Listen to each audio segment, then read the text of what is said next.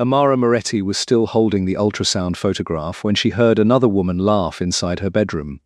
The sound was low and satisfied, the laugh of someone who believed she had already won. Amara stopped in the upstairs hallway of the mansion she had called home for 11 years. In one hand she carried a bottle of Barolo, Dante's favorite wine. In the other was a small paper bag containing the tiny leather shoes she had bought on impulse. Against her chest, protected beneath two trembling fingers, was the first picture of the child she had almost stopped believing she would ever carry. Then her husband's voice came through the partly open door. "She's too trusting," Dante said. "By the time she understands, she'll already be gone." Those words did not break Amara's heart all at once. They divided her life with surgical precision.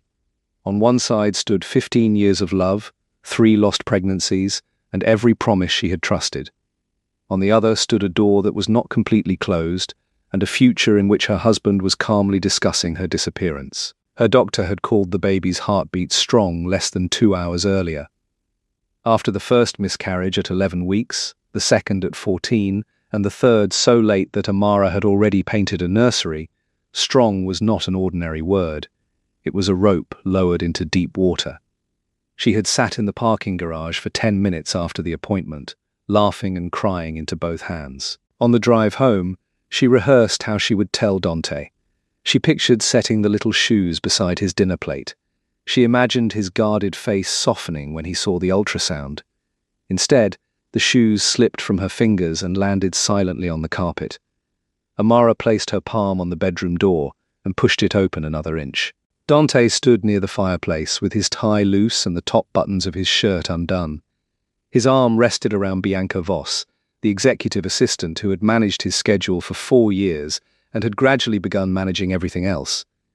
Bianca was wearing Amara's cream silk robe, the one Patricia Brooks had given her daughter on her wedding morning. Dante bent and kissed Bianca as casually as if the gesture belonged to an old routine. Amara's body went cold. For one reckless second, she wanted to throw the door open, smash the wine against the stone fireplace, and make them look at what they had done. Then Bianca spoke again. "Once she signs the inheritance restructuring, every legal obstacle disappears," Bianca said. "Her name comes off the trusts, the foundation loses its independent protection, and the transition begins. I know how the documents work."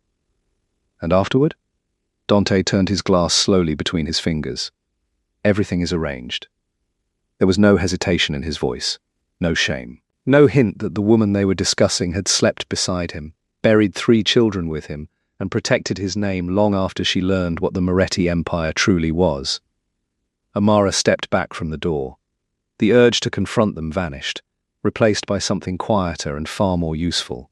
She pulled out her phone, opened the voice recorder, and pressed the red button. For 22 minutes, she stood against the hallway wall and listened to the architecture of her removal. The papers Dante had asked her to sign were not routine foundation documents. They would surrender her rights in several family trusts created in her name because she had no criminal exposure. After the signature was recorded, the assets would pass temporarily into a neutral structure. Bianca called that period the window. Dante called it enough time. They discussed a man named Ray Donatelli, a final payment, and a plan that would make Amara's absence look natural. Bianca suggested that grief had made her unstable. Dante said everyone already believed she was fragile after the miscarriages. If Amara left unexpectedly, people would assume she had needed distance. If something happened later, the same history would explain it. Her sorrow had not merely failed to move him, he had turned it into evidence against her. Amara counted her heartbeats until she could breathe again. 1, 2, 3, 4. Her therapist had taught her the method after the second miscarriage. Name what is real. Feel the flaw. Count the breath. Do not let terror invent the next moment for you. What was real now was simple. A child with a strong heartbeat depended on her. Dante did not know about the baby. That ignorance was the only advantage she possessed. When the voices moved closer to the door, Amara stopped the recording. She collected the paper bag and the ultrasound, picked up the wine, and walked downstairs without making a sound. Marco, the guard stationed near the entrance, looked away when she passed. "Tell Mr. Moretti I stopped by," she said pleasantly. I remembered a dinner commitment. She did not run until the mansion disappeared behind the trees. 3 miles away, she checked into the Langham under her maiden name, Brooks. She paid cash for 3 nights, locked the door, placed the tiny shoes on the desk, and called the only person she trusted to understand what she had recorded. Evelyn Cross answered on the second ring. At 61, Evelyn had represented the Moretti family for 23 years. She had survived 2 husbands, a federal subpoena, and a disbarment effort arranged by a man who later apologized in writing. She was elegant, unsentimental, and almost impossible to frighten. "I need you to come to the Langham," Amara said. "Tonight?" There was a brief silence. "Are you safe?" "For the moment." "Are you alone?" "Yes." "Stay inside. Do not answer the door unless you hear my voice." Evelyn promised 40 minutes and arrived in 32. She entered carrying a leather case and wearing the same navy suit she had worn to a foundation meeting that afternoon. Amara handed her the phone without explanation. Evelyn listened to the entire recording. She never interrupted. Only once, when Dante said Amara would already be gone, did her eyes close. When the recording ended, she placed the phone on the table with extraordinary care. "This is not simply adultery," she said. "I know. Depending on what they mean by arranged, it may be conspiracy to commit murder." "I know that too." Evelyn studied her. "How long have you known?" 3 hours. "Who else have you called?" "No one." Evelyn's gaze dropped to Amara's hand, which had settled over her abdomen without her noticing. "Tell me about the pregnancy." Amara blinked. "How did you know?" "You have touched your stomach every time Dante's voice mentions you." Amara looked toward the ultrasound on the desk. "The doctor confirmed it today. 16 weeks. Strong heartbeat. Everything looks healthy." For the first time that night, emotion passed openly across Evelyn's face. It disappeared almost immediately, but not before Amara saw anger underneath it. "Then we have 2 lives to protect," Evelyn said, "and we will protect them correctly. Start at the beginning. Leave nothing out." Evelyn booked the adjoining room and worked through the night.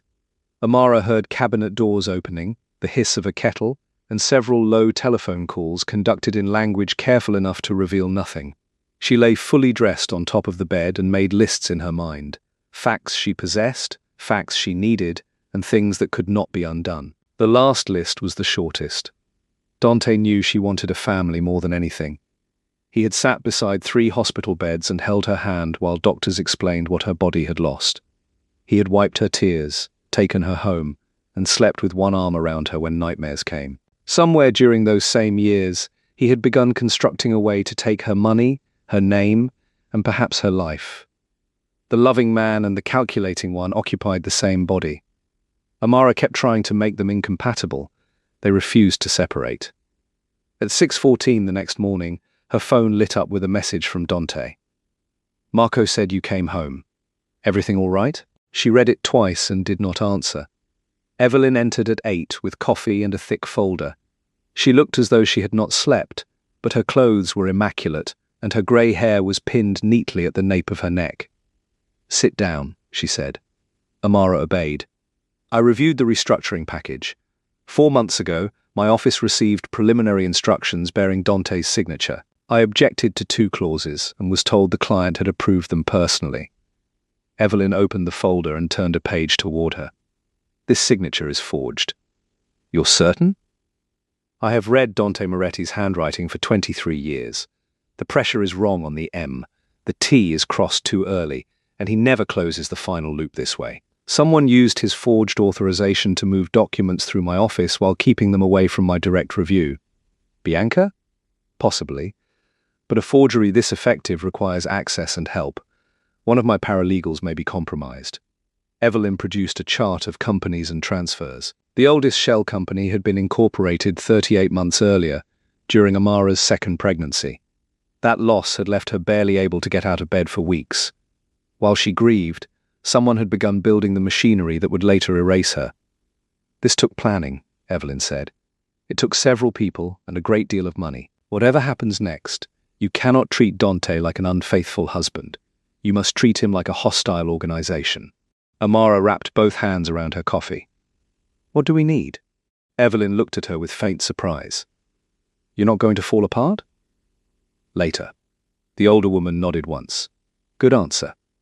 For 4 hours, they built a defensive plan. They identified accounts held solely in Amara's name, the Baltimore house she had purchased for her mother, her premarital savings, and the modest life insurance trust Patricia had created after Amara's father died. Evelyn would move each asset to institutions with no Moretti connection. They listed every trustee who might be loyal to Dante, every employee who had access to Amara's signature, and every document that could be used to declare her unstable. At 12:40, Dante called. Answer, Evelyn said. He expects the woman he knows. Give her to him. Amara waited until the 4th ring and softened her voice with fatigue. Hey, Marco said you were at the house last night. I was. Renata called about the separation. She was crying, so I went to her place. Renata was an old college friend whose marriage truly was failing. Amara hated using her pain as cover, but the lie was simple enough to survive casual inspection. You could have told me, Dante said. It happened quickly. He waited. Amara recognized the silence. Dante used quiet the way other men used threats. People rushed to fill it and often revealed more than they intended. She said nothing. When are you coming home? He asked. Tomorrow, probably. Renata shouldn't be alone tonight. Another pause, shorter this time. He was measuring her while she measured him. Is everything all right? She asked. Of course. I love you. The words came automatically from both of them. Amara despised how easily she returned them. 15 years of practice had turned love into muscle memory. When the call ended, Evelyn said, He suspects a small problem, not the truth. How long before that changes? 3 days if we're fortunate. Then we have 3 days. Evelyn called Curtis Webb, a former Internal Revenue Service investigator who now found money for people with good reasons and enough cash. He promised preliminary results in 48 hours. You have 36, Evelyn told him. Then she contacted Sandra Park, a former federal investigator known for speaking in short sentences and finding long secrets. Sandra received Bianca's name, employment history, and photograph. How deep? She asked. Everything from the last 4 years, Evelyn said. Financial, personal, corporate, political. If the woman bought coffee, I want to know who owned the shop.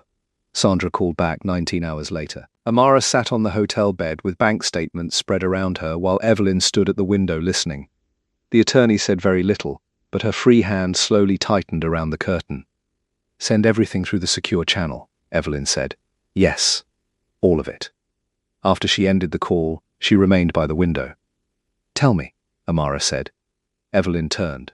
Bianca Voss was not hired by Dante because she submitted an impressive resume. She was placed inside the Moretti organization. By whom? Vincent Caruso. Amara knew the name only from tense conversations that ended when she entered rooms. The Caruso family controlled a competing network in Philadelphia and northern New Jersey. For a decade, they had tried and failed to enter Moretti territory. Sandra found payments routed through 4 holding companies, Evelyn continued. Bianca's original assignment was intelligence. Accounts, political relationships, operational weaknesses. Then she expanded the assignment to Dante himself. She was sent to seduce him. She was sent to understand him. Seduction was the method she chose. Amara almost laughed at the distinction, and he chose her back. Yes, Evelyn said. She did not offer an excuse. He did. The betrayal had another layer. Bianca had convinced Dante that she alone understood the burden of his power. She listened without judgment, admired the parts of him Amara had challenged, and gradually turned his loneliness and pride into handles she could use. Dante thought he was beginning a new life with a woman who accepted him completely. In reality, he was dismantling his own empire for a rival. The documents aren't designed to give Bianca the Moretti assets, Evelyn said. They create a 72-hour period when the central trusts have no named controlling beneficiary.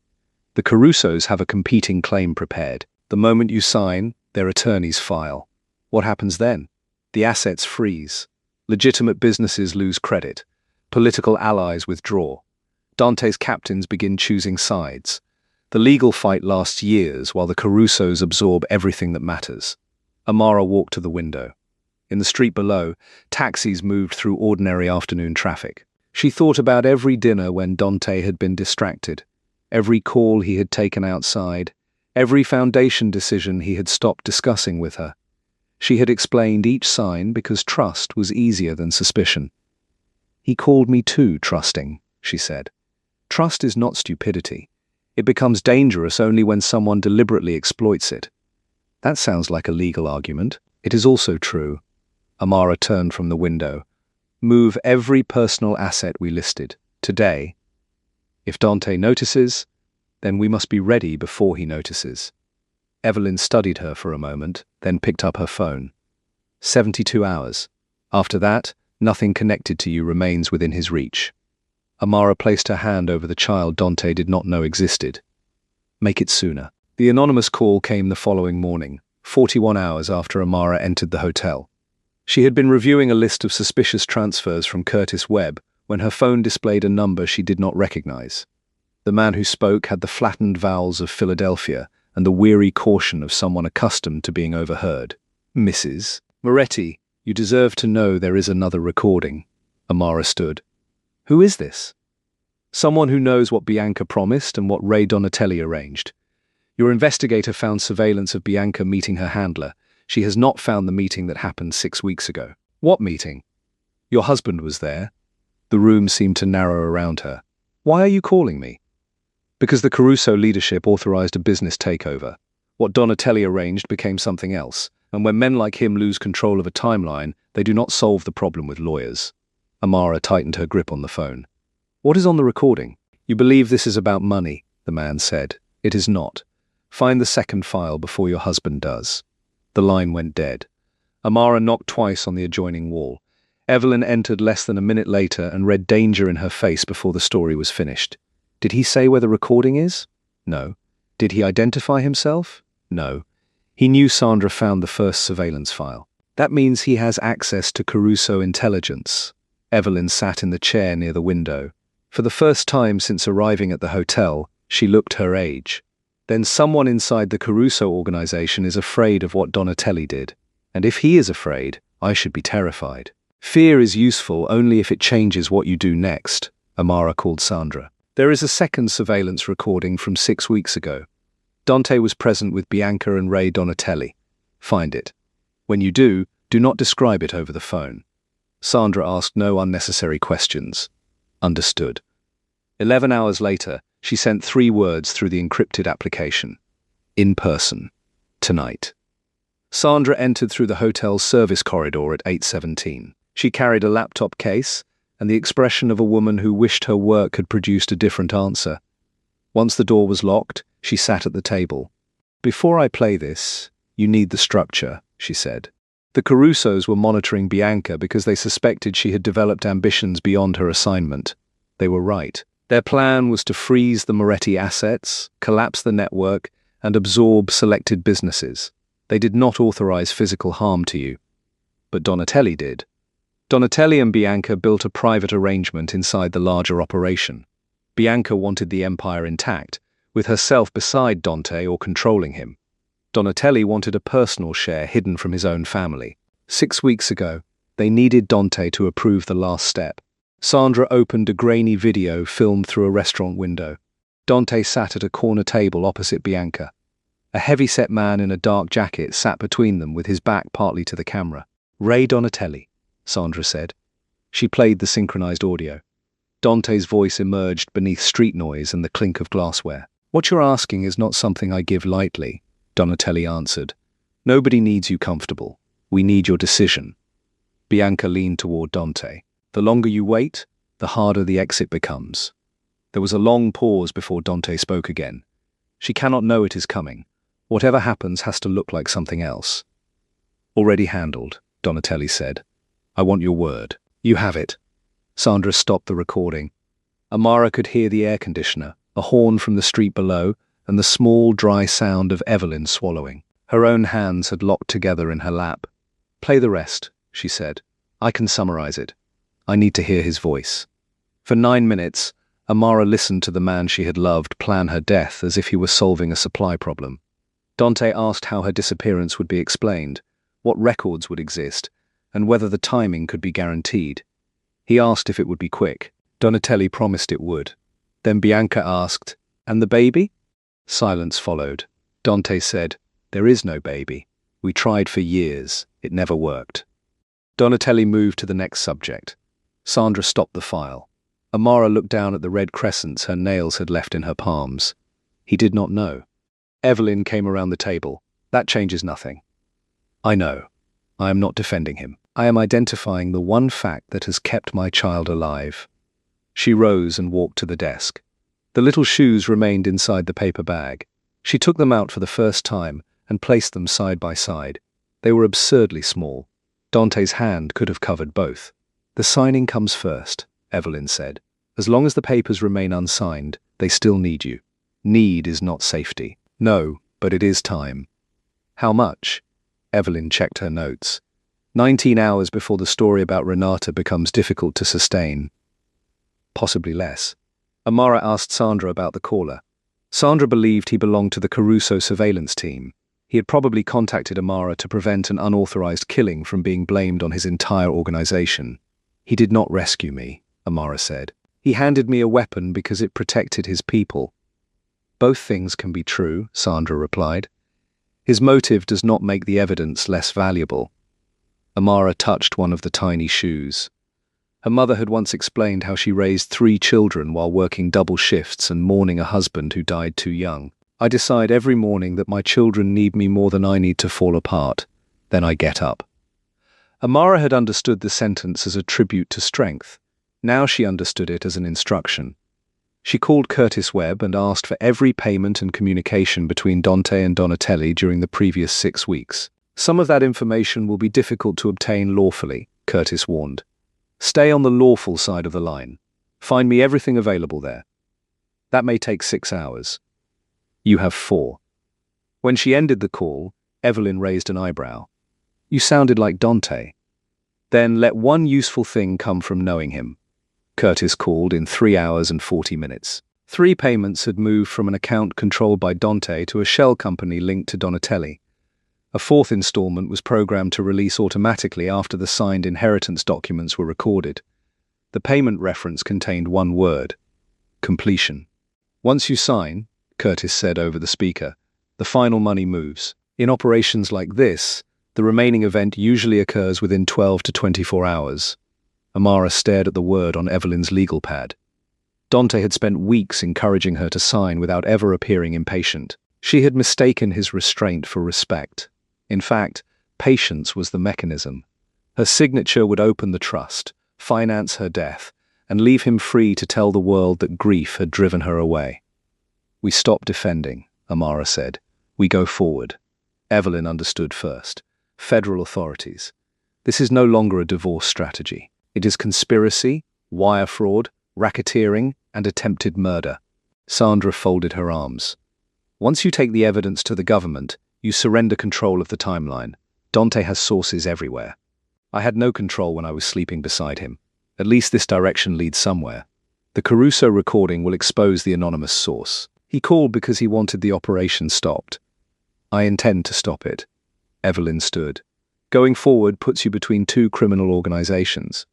"I was already between them. The only difference is that now I can see both sides."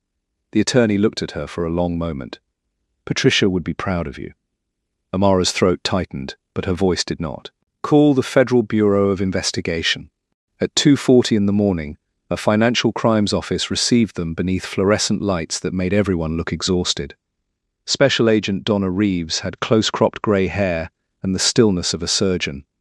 She listened to both audio files, watched the restaurant footage twice, and studied Curtis's financial map without interrupting. When she finished, Reeves closed the folder.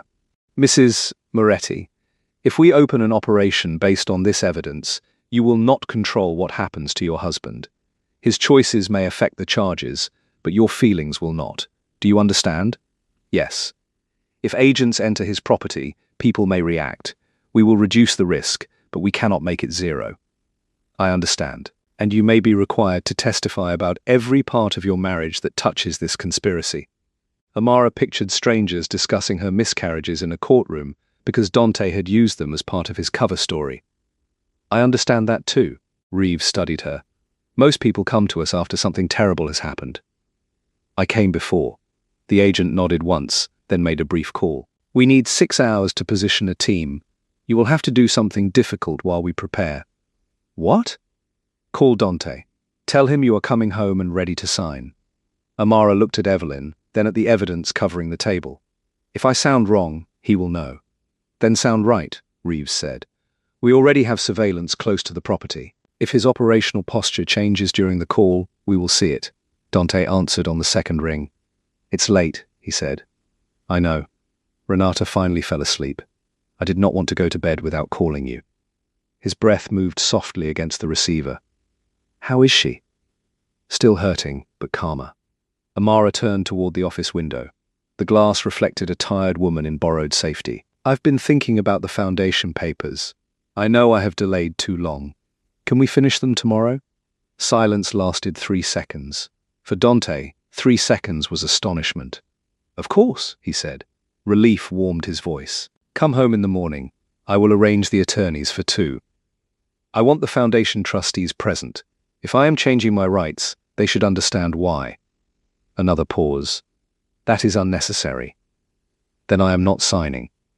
She let the sentence sound tired rather than defiant. Dante's instinct was to challenge defiance. He preferred to soothe exhaustion. All right, he said. The trustees will be there. Thank you. Amara, she waited. I am glad you called. For one dangerous instant, memory presented the man who used to telephone at 2 in the morning simply to hear her voice. She forced the image aside. Good night, Dante. When the call ended, she kept the phone against her chest until the performance left her body. Well done, Reeves said. Evelyn was already contacting the trustees. Sandra coordinated with the surveillance agents near the Moretti estate. Reeves outlined the plan. Amara would arrive at 10, 2 hours earlier than Dante expected, giving him less time to clean the house or move people. At 2, the trustees and attorneys would gather in the Moretti Foundation boardroom. Federal agents would enter the building separately and wait out of sight. The documents would be placed in front of Amara. She would appear ready to sign. When Evelyn gave the signal, Amara would reveal the recordings and financial proof to every person whose presence gave the event legal weight. Only after the evidence played would Reeves enter, unless an immediate threat forced the team to act sooner. You may change your mind until you step into that boardroom, Reeves said. Will the operation stop if I do? The investigation will continue. We can protect you somewhere else. But we may lose the opportunity to capture their reaction and preserve the trustees as direct witnesses. Then I am going. Evelyn touched Amara's wrist. Courage does not require you to volunteer as bait. I am not bait. They have treated me like an object in their plan for 3 years. Tomorrow I become the person directing the room. She slept 4 hours on a narrow office couch. When she woke, a fresh charcoal dress hung on the back of a door. Evelyn had sent someone to collect it from her own apartment across town, a place Dante did not know existed. Beside the dress was a pair of low heels and the pearl earrings he had given Amara for their 5th anniversary.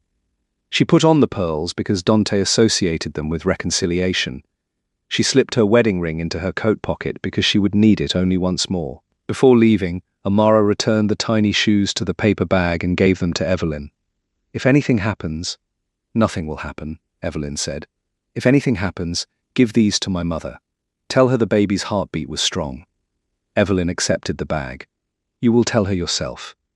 Promise me anyway. The older woman closed her hand around the handles. I promise. The Moretti mansion looked unchanged beneath the grey morning sky. That offended Amara more than she expected. The stone walls should have revealed what they had contained. The windows should have darkened. Instead, the gardeners had trimmed every hedge, the fountain ran with its usual quiet music, and 2 guards opened the iron gate as if the woman arriving had not spent 3 nights proving that the man inside intended to kill her. Evelyn parked near the front steps. Before Amara opened the door, she placed a hand on her arm. You do not have to prove your strength to anyone in that house. Follow the sequence, watch me, and leave the moment Reeves tells us to leave. I know. Knowing and doing are different skills.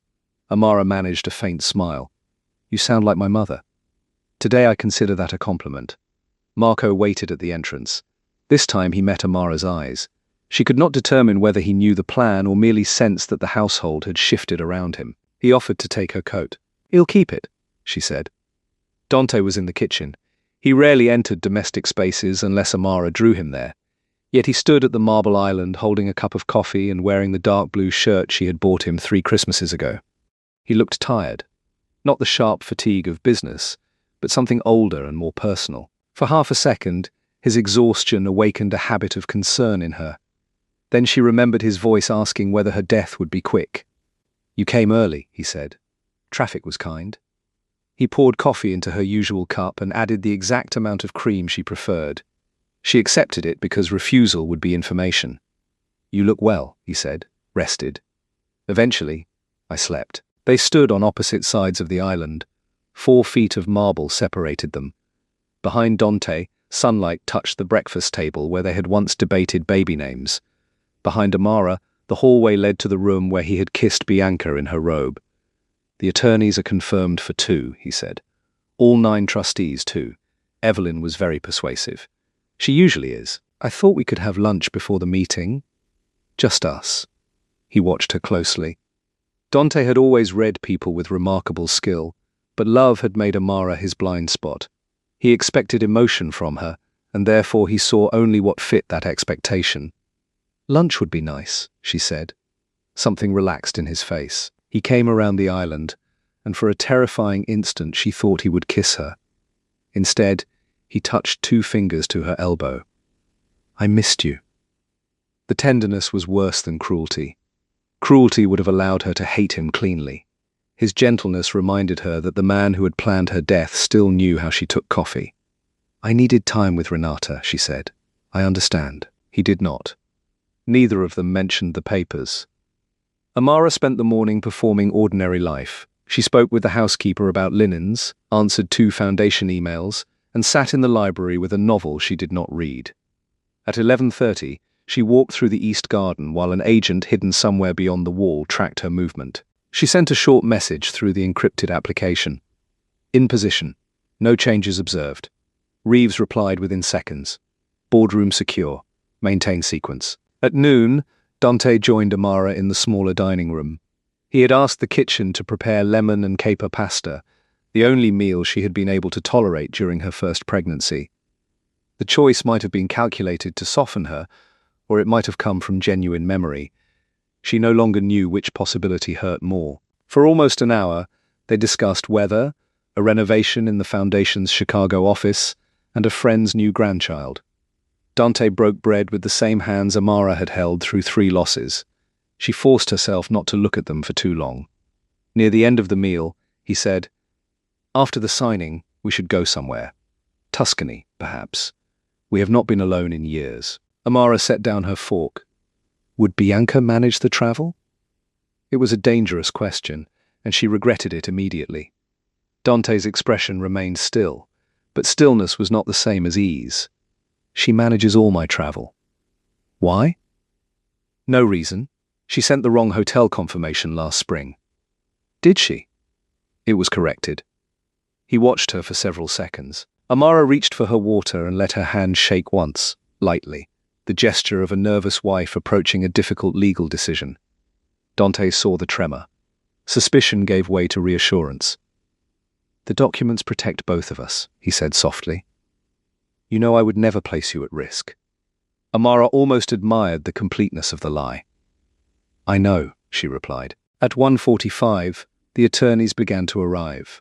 4 represented Dante. 3 were familiar Foundation counsel.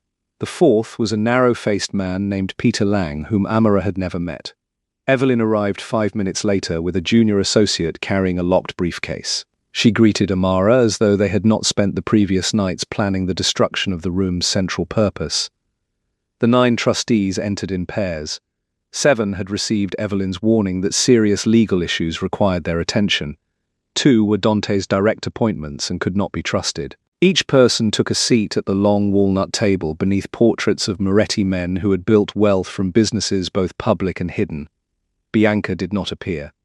Her absence meant Dante still cared about appearances. He wanted the signing to resemble a solemn family decision, not the closing step of a new romance. Amara wondered where Bianca waited. Another office, perhaps, checking the clock. Maybe she had already packed a bag for the life she believed would begin after Amara disappeared. 32 pages rested before Amara, marked with 11 yellow signature tabs. Dante sat at the head of the table. He wore the composed expression that had reassured senators and frightened captains. When he looked at Amara, he gave her the smile that had surprised her at the charity auction 15 years earlier. "Shall we begin?" Howell, Dante's lead attorney, started a procedural explanation. His voice was polished and monotonous.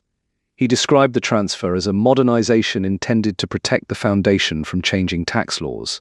He said Amara's legal rights would remain substantively unchanged, although the papers in front of her surrendered those rights completely.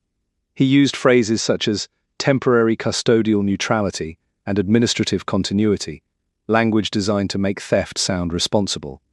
Amara listened without interruption. She studied the trustees.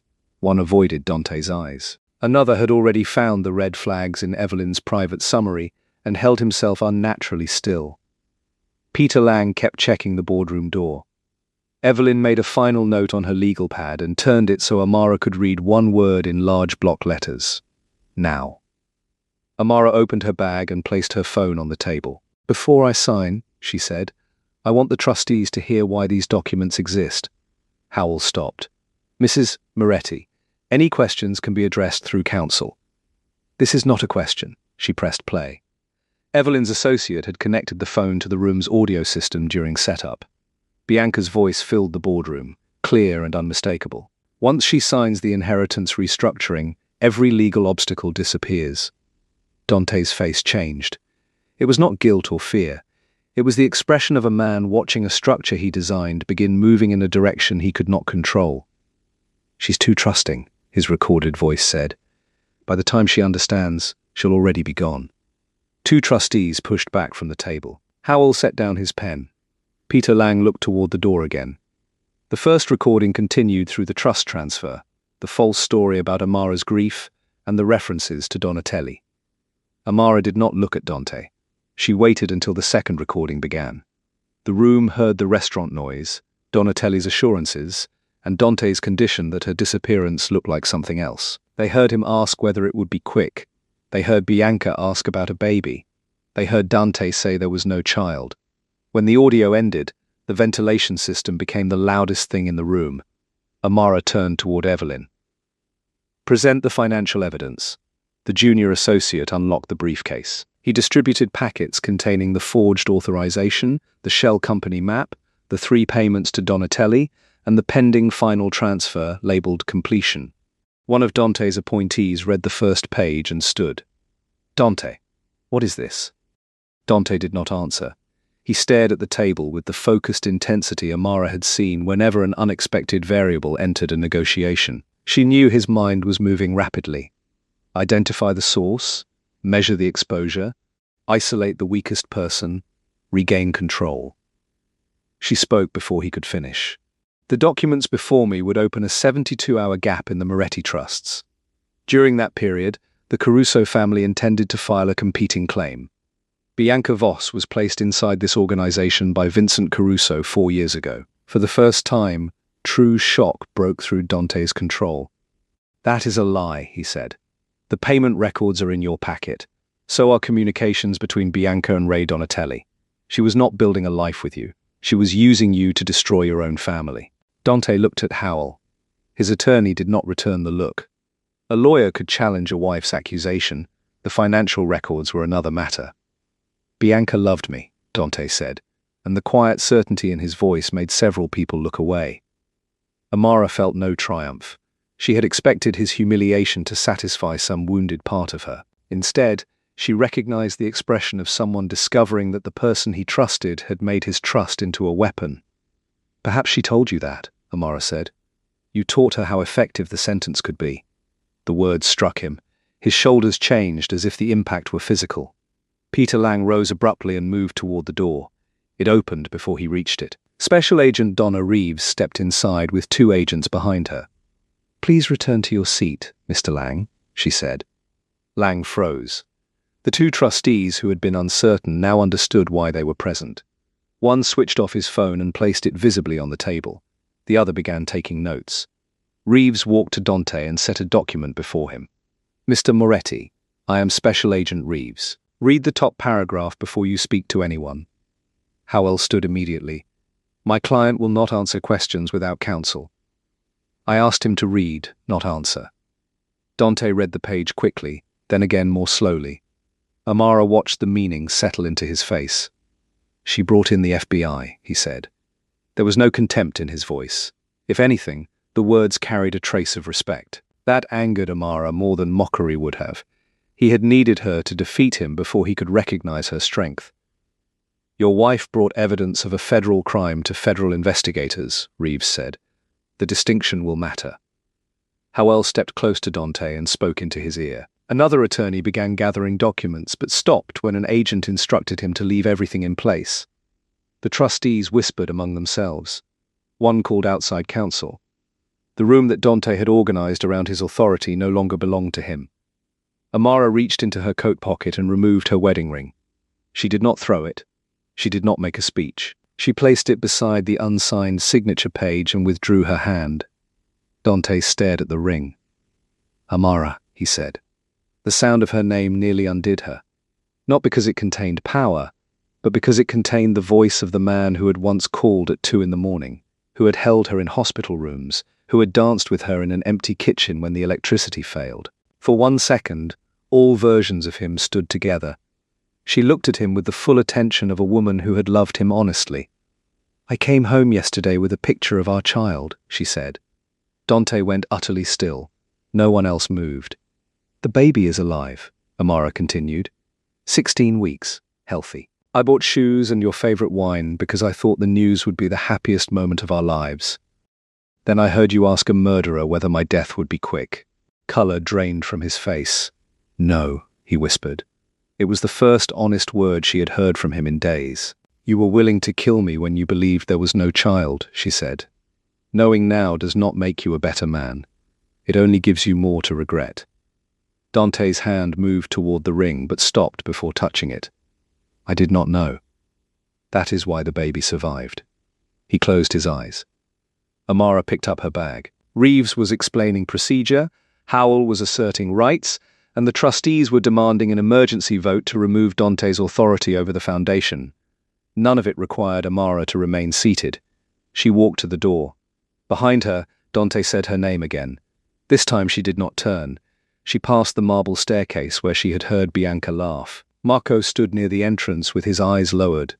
When Amara reached him, he stepped aside, then said quietly, Mrs. Moretti, I am sorry. Did you know? About the woman, yes.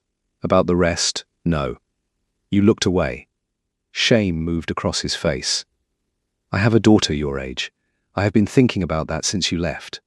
Amara wanted to condemn him. Instead, she saw an ordinary man who had mistaken silence for safety until someone else paid the price. Do better the next time someone needs you to look, she said. Outside, the air smelled of rain. Evelyn waited beside the car, having left through a side corridor according to their plan. She opened the passenger door, and Amara slid into the seat.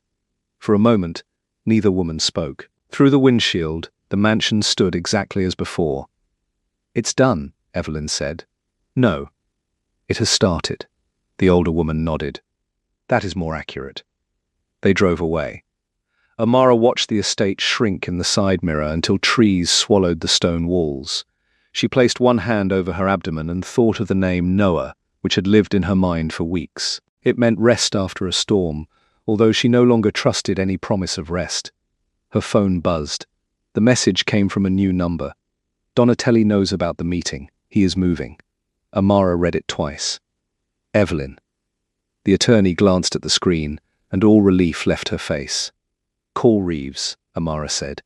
In the rearview mirror, 3 cars behind them, a black sedan changed lanes when they did. Evelyn connected to Reeves through the car speakers. Voices and movement from the boardroom sounded behind the agent. We received a warning, Evelyn said. Donatelli knows. A black sedan is following us. Reeves answered immediately. Do not return to the hotel. Drive east toward the Federal Building. A unit will meet you at 8th and Marchetti in 4 minutes. Do not stop for any reason. The line remained open. Evelyn drove with both hands steady on the wheel. She changed lanes without warning. The black sedan moved with her. She turned south at the next light, then east again. The same vehicle remained 3 cars back. "It is following us," Amara said. "I know." The sedan's patience frightened her more than speed would have. A reckless driver might make mistakes. This man maintained distance and waited for instructions. He had been positioned near the mansion before the meeting ended, which meant someone inside had sent information outward. Amara thought of Peter Lang repeatedly checking the door. She remembered one of Dante's appointed trustees lowering his phone beneath the table. The conspiracy might be collapsing, but collapsing structures were dangerous to everyone standing near them. 2 minutes, Reeves said through the speaker. "Stay on the main road." Rain began in large, scattered drops. Amara pressed her palm against her stomach and watched the mirror. The black sedan passed 1 car, reducing the distance between them. "It is getting closer." "I see it," Evelyn said. At the next intersection, 2 unmarked federal vehicles pulled away from the curb. One slid between Evelyn's car and the sedan. The second moved alongside them. An agent in the passenger seat motioned for Evelyn to follow. The black sedan slowed. For a second it appeared ready to turn. Then the first federal car blocked the lane while 2 more agents approached on foot with credentials visible. Evelyn pulled behind the second vehicle and stopped near the federal building.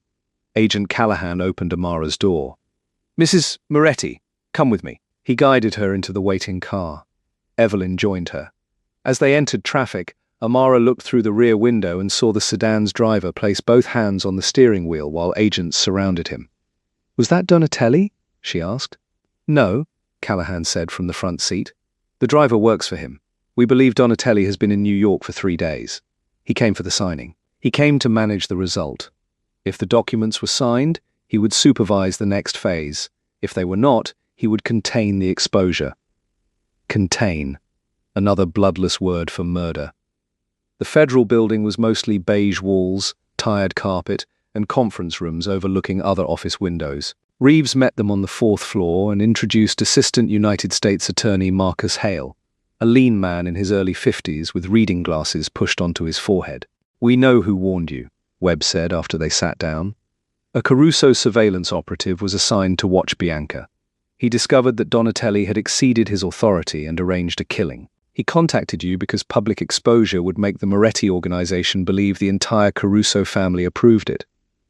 "He was protecting his employers," Amara said. "Yes, and by doing that, he protected you. Motives are often untidy." Evelyn asked whether the Caruso leadership now knew. "They were informed approximately 90 minutes ago," Webb replied. "Their operational interest in the Moretti matter has ended. They have their own internal problem to resolve. Donatelli, he and Bianca planned to steal from both families. The Carusos wanted territory, Donatelli wanted a personal fortune, and Bianca wanted control of an intact empire. Dante believed he was escaping an unhappy marriage. Each person thought another one was the tool." Amara considered the symmetry. Dante had exploited her love. Bianca had exploited his pride. Donatelli had exploited Bianca's ambition. The Caruso operative had then used Amara's danger to protect his organization. Betrayal had moved downward through the entire structure, until the person considered weakest became the one who exposed them all. "What happens now?" she asked. "The driver is cooperating," Reeves said. "Donatelli lost the final payment because you did not sign. He also lost Caruso protection. That leaves flight or desperation. We expect to locate him soon." Soon became 28 minutes. Donatelli was found in a hotel 4 blocks away, not hiding but waiting beside a packed suitcase. When agents entered, he sat on the edge of the bed and requested an attorney. The plainness of his arrest disturbed Amara. She had imagined a violent conclusion because violence was what he intended for her. Instead, consequences arrived wearing inexpensive suits and reading legal rights from a card. "It feels too easy," she admitted. Reeves closed her phone. Arrest is the beginning, not the punishment. By 5 that afternoon, Amara had given a preliminary statement. Marcus Hale asked questions slowly, returning to small details to test whether her account remained consistent. Evelyn reviewed every answer. When it ended, he closed his laptop. "What you did over the last 3 days was unusual," he said. "Most people react before they preserve evidence. I almost did." "Why didn't you?" Amara touched her abdomen. "Someone needed me to be smarter than my reaction." Webb nodded. "We will contact Evelyn about the next steps. For tonight, You are free to leave." They rode in a different car to Evelyn's home. The city shifted into evening around them, lights appearing in office towers and apartment windows. Amara thought about the journey from the obstetrician 3 days earlier. She had carried wine, tiny shoes, and a speech full of hope into a house where her death was being planned. She now carried no ring, no key to that mansion, and no illusion about the man she had married. Yet the baby was alive. She called her mother. Patricia answered immediately. "Amara?" The sound of her name in her mother's voice dissolved the disciplined language Amara had used with attorneys and agents. "Mama, I need to tell you some things." "I'm listening. Take your time." Amara spoke for 20 minutes. She described the pregnancy first because it was the one truth that deserved to arrive before the others. Then she told Patricia about Bianca, the recordings, the documents, and the boardroom. She did not soften Dante's role. Her mother listened without interruption. "Are you safe now?" Patricia asked. "Yes." "Is my grandbaby safe?" "Yes." "The doctor says everything is healthy." Patricia released a breath that sounded half like a prayer. "Come home this weekend. I will make Sunday pasta. You do not have to cook." "I did not ask what I have to do. I told you what I will do." For the first time in days, Amara laughed. It came out broken at the edges, but it was real. "Okay, Mama." "Okay is not a small thing," Patricia said. "Remember that." The weeks that followed did not feel like victory. They felt like paperwork, medical appointments, interviews, and learning how to sleep without listening for footsteps outside a hotel door. Dante was charged with conspiracy, wire fraud, attempted murder, and racketeering-related offenses. Donatelli faced additional counts connected to contract violence and obstruction. Peter Lang was arrested after agents found messages proving he had warned Donatelli from the boardroom. One of Evelyn's paralegals admitted accepting money to route the forged documents away from her review. Bianca disappeared for 4 days. Amara assumed she had fled with Caruso help, but the truth contained one final betrayal. Bianca had kept copies of every message, payment, and recording as insurance against Dante and Donatelli. When the plan collapsed, she offered the entire archive to prosecutors before her attorney completed the first meeting. Her cooperation earned consideration, not freedom. She entered federal protection with a reduced sentence ahead of her and a new identity she had not chosen. The woman who wanted to control 2 empires ended with neither a name nor a home that belonged to her. Dante's attorneys tried to present him as another victim of Bianca's manipulation. The evidence made that defense impossible. Bianca had deceived him about her identity and intentions, but she had not forced him to betray his wife. His questions at the restaurant were clear. His payments were deliberate. His concern had not been whether Amara should die, only whether it would be quick and untraceable. 3 weeks after the boardroom confrontation, Evelyn brought Amara a letter from Dante. It had been reviewed by counsel and contained no legal discussion. "You do not have to read it," Evelyn said. Amara turned the envelope in her hands. The handwriting was the same handwriting Evelyn had recognized was missing from the forged authorization. Dante had written her name carefully. "Did he ask about the baby?" "Every time his attorneys speak to mine. Does he have any right to information?" "Not while the criminal case and protective order remain active. Later, a family court may consider biological paternity, but attempted murder will matter considerably." Amara placed the unopened letter in a drawer. "Then later can wait." The divorce moved quietly. Dante agreed to every financial term Evelyn proposed, perhaps from remorse, perhaps because contesting them would expose more assets to federal examination. Amara retained her personal property, her position within the charitable foundation, and an independent trust sufficient to raise her child. She rejected the mansion and every object inside it. "You are entitled to half the marital residence," Evelyn reminded her. "I do not want half of a place where I learned my life had a price. Sell it and put my share into the hospitals the foundation supports. That is a large amount of money. Then let it do a large amount of good." The trustees removed Dante and elected Amara interim chair. She accepted only long enough to separate the foundation permanently from Moretti businesses. Then she recruited an experienced director and returned to the work she had loved before marriage turned her name into a shield for someone else's empire. She bought a 3-bedroom apartment on the 6th floor of a quiet building. Its windows faced east. Dante had always preferred south-facing rooms because he liked what he called full light, and for 11 years she had arranged furniture around his preference. Choosing the direction of her own morning seemed like a small decision. It felt enormous. Amara painted the second bedroom herself. The pale green walls had uneven edges near the ceiling, and one corner required 3 coats. Patricia visited during Amara's 5th month, inspected the imperfect lines, and said nothing about them. "The crib should go near the inside wall," Patricia said, "not under the window." "I know. And you need a chair with proper back support." "I know that too." Her mother opened the closet and found the tiny leather shoes on the shelf. She held them for a long time. "These were how you planned to tell him?" "Yes." "Then they do not belong to that night anymore." Patricia returned them to the shelf. "They belong to the baby." Amara realized she had treated the shoes as evidence of a ruined moment. Her mother had returned them to their original purpose with one sentence. At 7 months, Amara finally opened Dante's letter. He did not ask for forgiveness. The letter was 4 pages long, but its truth could have fit into 1 paragraph. Dante wrote that some part of him had loved her from the beginning, and that he had mistaken love for ownership. After the miscarriages, he began to see their shared grief as proof that their marriage had become a place of failure. Bianca offered admiration without sorrow, obedience without history, and he chose the version of himself reflected in her eyes. He wrote that he had persuaded himself Amara would never truly leave, so he needed to remove her before she could expose or weaken him. By the time Donatelli proposed a permanent solution, Dante's need to control the ending had become stronger than the remaining part of him that knew right from wrong.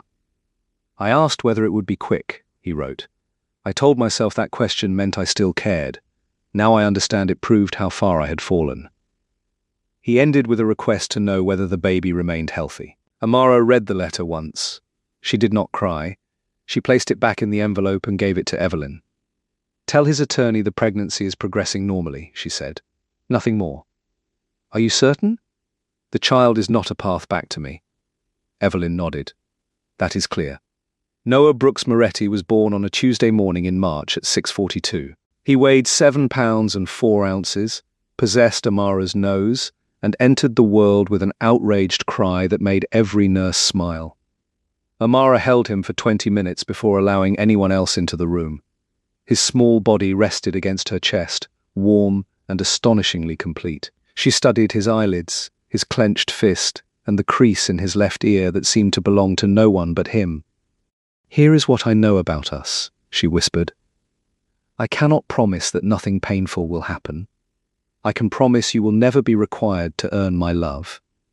I will tell you the truth, even when the truth is difficult, and every morning I will choose what protects the person you are, not the person I want you to be." Noah opened his mouth in a silent yawn. Amara cried then. Not the contained tears she had rationed through the hotel, the boardroom, and the legal proceedings. She cried with her whole body for the children she had lost, the marriage she had misunderstood, the woman she had been, and the boy breathing safely against her skin. The tears lasted several minutes and left her feeling emptied rather than broken. "Okay," she whispered when they ended. "Let's begin." Patricia and Evelyn waited outside. Patricia entered first and immediately corrected the way a blanket had been folded. Evelyn followed with the paper bag containing the little shoes. "I believe these belong to someone," she said. The shoes were still too large for Noah. Patricia placed them near the hospital bassinet anyway. Flowers arrived from Sandra Park. Curtis Webb sent a card containing only congratulations in unexpectedly graceful handwriting. Donna Reeves sent nothing, which Amara understood as the agent's way of keeping professional boundaries intact. Nothing came from Dante.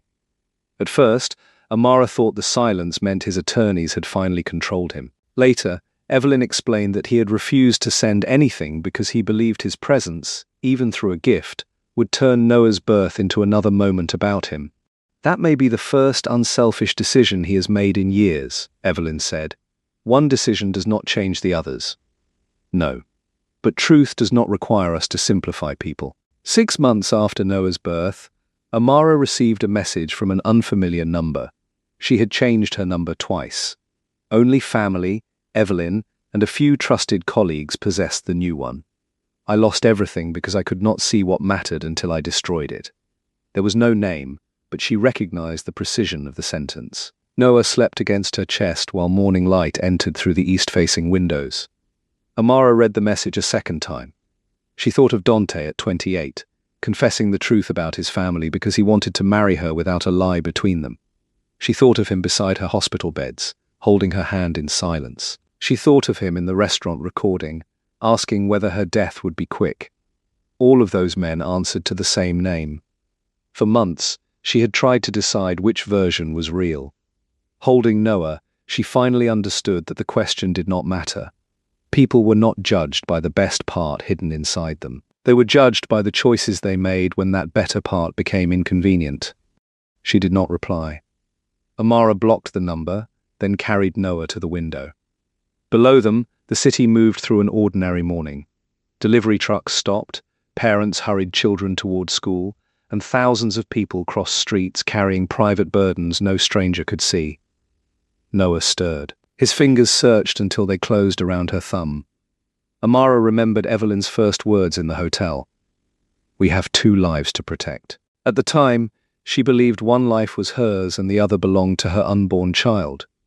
Now she understood that the second life had also been her future, the part of herself that would exist after betrayal if she protected it long enough to reach the light. Her mother had said she made the choice every morning. So did Amara. She stood at the east window with her son in her arms and let the sun touch the uneven nursery wall behind them. The light did not erase what had happened. It did not forgive anyone or turn pain into a gift.